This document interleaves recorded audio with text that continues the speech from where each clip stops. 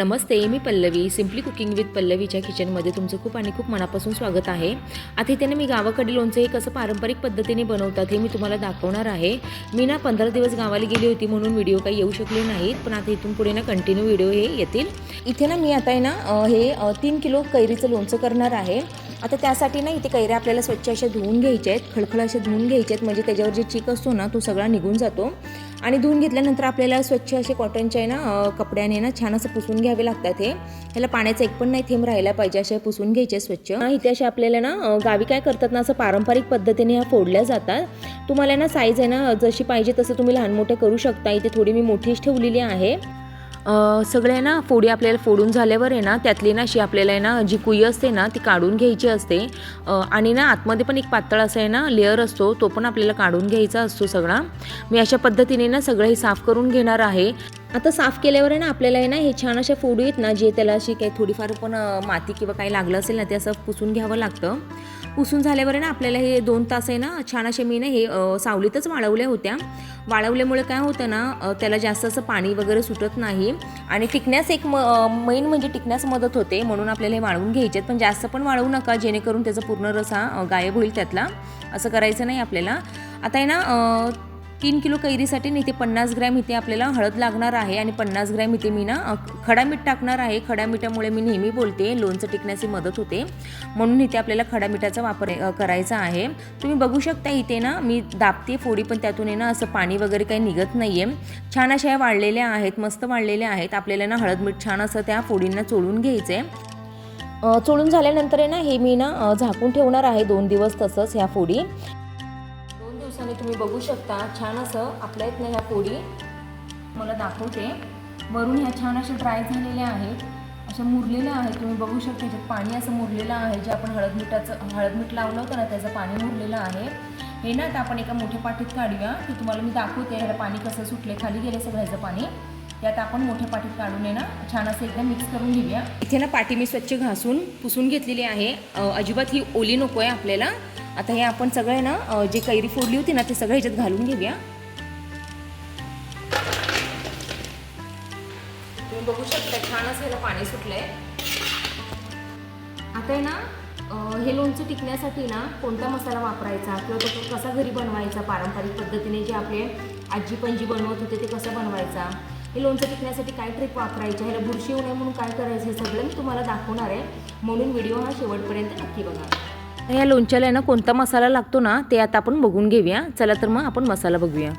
इथे मी 50 ग्रॅम हे कारळं घेतलेले आहेत. इथे आपल्याला 100 ग्रॅम ही मी इथे मोहरीची डाळ घेतलेली आहे. तुम्ही अख्खी मोहरी पण घेऊ शकता, पण ती परत वाटावी लागते, म्हणून इथे मी मोहरीची डाळ घेतलेली आहे. इथे मी 50 ग्रॅम हा लसूण घेतलेला आहे. 20 ग्रॅम इतकी मेथी घेतलेली आहे आणि 10 ग्रॅम हे मी हिंग पावडर घेतलेली आहे. हिंगाने छान अशी चव लागते ह्या लोणच्याची, म्हणून आपल्याला इथे हिंगाचा वापर करायचा आहे. आता आपल्याला इथे अर्धा लिटर इतकं तेल लागणार आहे. आधी आपण हे कारळं आणि ही मोहरीची डाळ थोडी भाजून घेऊया आणि तेल गरम करायला ठेवूया. चला तर मग पुढची प्रोसेस काय करायची हे मी तुम्हाला दाखवते. इथे आपण एका साईडला तेल तापायला ठेवूया. हे अर्धा लिटर इतकं मी तेल घेणार आहे. इथे अर्धा लिटर तेल हे मी तापायला ठेवलंय. आता आपण दुसऱ्या साईडला कारळं वगैरे थोडे भाजून घ्यायचे. मोहरीची डाळ भाजल्याने काय होतं लोणच्याला पण छान अशी चव लागते आणि लोणचं टिकण्यास पण मदत होते. ही एक छान अशी टीप आहे, म्हणून आपल्याला सगळे जिन्नस आहेत हे भाजून घ्यायचे. छान अशी आपली मोहरीची डाळ गरम झालेली आहे, भाजलेली आहे. आपण ह्याला काढून घेऊया. जास्त पण आपल्याला ही करपवायची नाहीये. आपण आता ह्याला काढून घ्यायचंय. मोहरीची डाळ ही काढून घेतलेली आहे. आता आपल्याला कारळं भाजून घ्यायचे. कारळं हे टाकणं पूर्णपणे ऑप्शनल आहे, पण कारळं टाकलेलं लोणचंही मी खाल्लेलं आहे. माझी आई पण बनवायची आणि तिची आई पण हे असं लोणचं बनवायची. अप्रतिम असं हे लोणचं तयार होतं. एकदा तुम्ही नक्की कारळं टाकून बघा आणि हे लोणचं कसं होतं हे मला कमेंटमध्ये नक्की सांगा. कारळ हे आपल्याला छान असं भाजलेलं आहे. आपण काय करूया, ह्याला काढून घेऊया. आता इथे मेथी भाजून घ्यायची आपल्याला, मेथीचे दाणे. मेथीची दाणे हे काय काय आहेत बायका ह्या अशा छान अशा वाटून घेतात, पण जेव्हा ही मी अशी वाटत नाही, कारण हे जेव्हा अख्खे असे दाताखाली येतात तेव्हा त्याची चव भन्नाट अशी लागते. म्हणून इथे मी कारळा आणि मेथीचे दाणे वाटून नाही घेणार आहे. 5 मिनिटं झालेत. आपली मेथी पण छान अशी भाजून झालेली आहे खरपूस. आपण काढून घ्यायचं आता. छान आहे ना असं आपलं तेल हे तापलेलं आहे। आता आपल्याला इथे गॅस बंद करायचा आहे आणि हे गार करायला ठेवायचं आहे। आपल्याला हे कोमट करून घ्यायचं आहे। इथे ना आता आपलं तेल आहे ना हे कोमट झालेलं आहे। आता आपल्याला ना कोमट तेलातच आहे ना हिंग पावडर घालून घ्यायची आहे।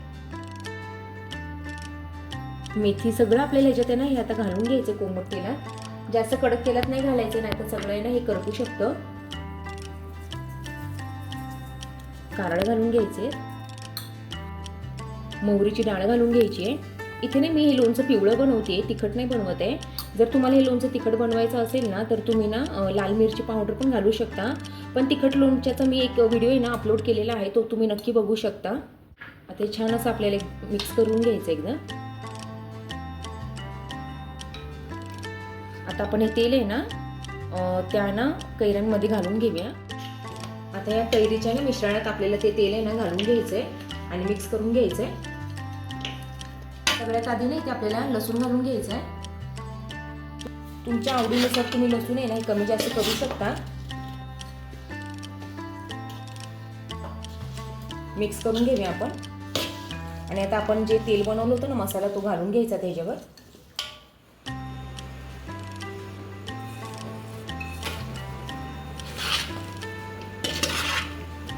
इथे ना आपला मसाला घालून झालेला आहे। छान असं आपण हे मिक्स करून घेऊया। तुम्ही बघू शकता छान असं हे लोणचं निम्म आहे ना हे मुरलेलं आहे, कारण आपण 2 दिवस आहे ना ह्याला हळद मिठाच्या पाण्यात मुरत ठेवलं होतं, म्हणून छान असं मुरलेलं आहे।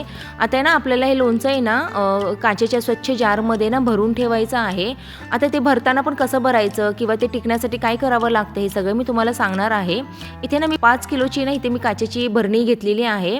आता ना त्याच्या ना तळाशी आपल्याला लोणचं टिकवण्यासाठी ना काही खडा हिंग घालायचं आहे आणि खडा मीठ घालायचं आहे, ते मी तुम्हाला दाखवते। हे आधी आपण आहे ना थोडंसं खडा हिंग आहे ना हे वाटून घेऊया, त्याने काय होते ना टेस्ट पण ही छान अशी लागते ह्या लोणच्याची आणि लोणचं टिकण्याचं आहे ना ही मदत होते। हे तुम्ही ना एकदा नक्की प्रयोग करून असं तुम्ही बघा, तुम्हाला पण वाटेल की खरंच आपलं लोणचं हे छान असं टिकलेलं आहे। आता इथे आपण मीठ आहे ना हे खाली बुडाला असं घालून घ्यायचं, तळाशी घालून घ्यायचं आणि थोडं इथे ना मी खडा हिंग पण घालून घेते। आता त्यावर आपल्याला सगळ्या फोडी ना ह्या घालून घ्यायच्या जारमध्ये। इथे ना आपल्याला आता ह्या जारमध्ये ना सगळं फोडी आहेत ना ह्या लोणच्याच्या घालून घ्यायच्या आहेत, भरून घ्यायच्या आहेत आणि सगळ्या शेवटी ना आपल्याला इथे ना खडा मीठ घालून घ्यायचं आहे आणि हिंग पण थोडंसं घालून घ्यायचं आहे। त्याने काय होतं ना अजिबात आहे ना लोणच्याला ही बुरशी चढत नाही आणि लोणचं नाही लवकर असं मुरलं जातं। ही एक छान अशी टीप आहे। आता आपलं लोणचं भरून झालेलं आहे, याला घट्ट असं आपल्याला झाकण लावून घ्यायचं आहे। भरून झाल्यावर आहे ना आपल्याला ना रोज काय करायचं आहे ना असं कॉटनचा टॉवेल एक अंतरायचा आहे आणि त्याच्यावर ना ही भरणी अशी आडवी ठेवायची आहे। आता ना आपल्याला ही रोज भरणी ना अशी हलवायची आहे अलगद आणि कॉटनच्या टॉवेलमुळे नाही जार असंही फुटलं वगैरे काही जात नाही। आज्यात हाताने ना आपल्याला हे असं हलक्या हाताने हे हलवून घ्यायचं आहे, म्हणजे तेल नाही तुम्ही बघू शकता सगळीकडे पसरलं जातं आणि लोणचंही खराब होत नाही। छान असं आपले लोणचं 4 दिवस झालेले आहे, मुरलेलं आहे। हे ना मी तुम्हाला काढून दाखवते। इथे आपलं गावच्या पद्धतीने पिवळं लोणचं हे तयार झालेलं आहे। ही रेसिपी तुम्हाला कशी वाटली, आवडली का? मग नक्की लाईक करा, शेअर करा आणि सबस्क्राईब करायला विसरू नका। चला तर मग पुन्हा भेटूया अशा एका छानशा आणि नवीन रेसिपीमध्ये। तोपर्यंत बाय।